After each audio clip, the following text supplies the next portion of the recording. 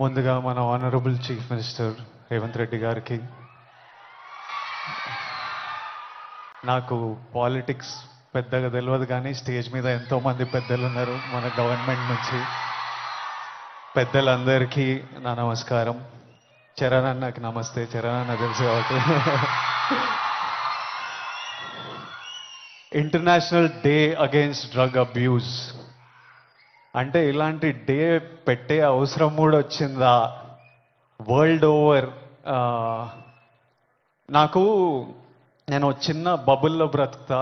ఆ, నాకు నా ఫ్రెండ్స్ అంటే ముఖ్యం, మా అమ్మ నాన్న హ్యాపీనెస్ ముఖ్యం, డబ్బులు ముఖ్యం, హ్యాపీగా బతకాలి, కంఫర్టబుల్గా బతకాలి, నా చిన్న పని చేయాలి, ఇంక ఇవి చేసుకుంటా ఇంటికి వెళ్ళిపోతుంటా. బయట ఏం జరుగుతుందో పెద్దగా తెలియదు.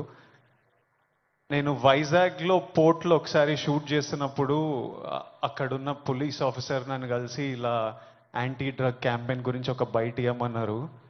అవుట్ ఆఫ్ రెస్పెక్ట్ ఇచ్చినా కానీ ఇది ప్రాబ్లం, ఆ 100 ప్రాబ్లం ఉన్నప్పుడు దీనికి బయట ఏంటి అనుకున్నా.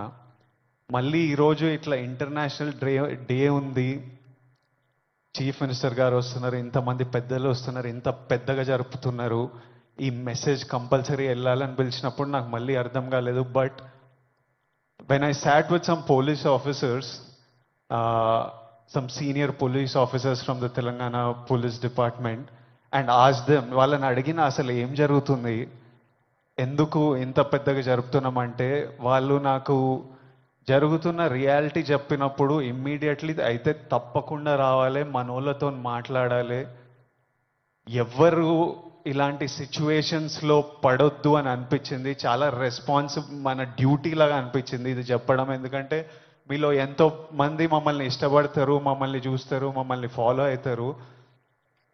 మనకి మన హెల్త్ ముఖ్యం. మనమంతా హ్యాపీగా హెల్తీగా ఉండాలి కదా. హెల్త్ లేకపోతే ఏం చేయలేము లైఫ్లో. మనం హెల్తీగా ఉండాలి, మన అమ్మ నాన్న గర్వంగా ఉండాలి, హ్యాపీగా ఉండాలి, అది ముఖ్యం కదా. Yes or no? డబ్బులు ముఖ్యం. డబ్బులు ఉంటే కంఫర్ట్ ఉంటుంది. ఎవడేమన్నా నేను చెప్తున్నా, నేను డబ్బులు లేని లైఫ్ చూసినా, డబ్బులున్న లైఫ్ చేసినా, success and money will always give you comfort. ఇవి ముఖ్యము. ఈ మూడు మనకి హెల్త్ ఏదైనా ఇవ్వకపోతే, సక్సెస్ మనీ ఏదైనా ఇవ్వకపోతే, రెస్పెక్ట్ ఏదైనా ఇవ్వకపోతే దాంట్లో దిగడమే వేస్ట్. అది పెద్ద టైం వేస్ట్ పని. అది డ్రగ్స్ అనేది, why I'm talking to the youth, I think it's very important. 30 years వరకు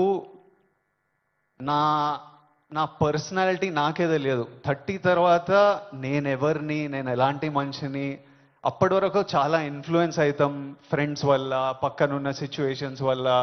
రకరకాల సిచ్యువేషన్స్ అరౌండ్ అస్ మనని ఇన్ఫ్లుయెన్స్ చేస్తాయి. సో యంగ్ ఏజ్ ఉన్నప్పుడు మనం చాలా కేర్ఫుల్ ఉండాలి. ఎవ్రీ డెసిషన్, మీరు ఈ ఏజ్లో తీసుకుంటున్న ప్రతి డెసిషన్ మీ లైఫ్నే చాలా ఇంపాక్ట్ చేస్తుంది.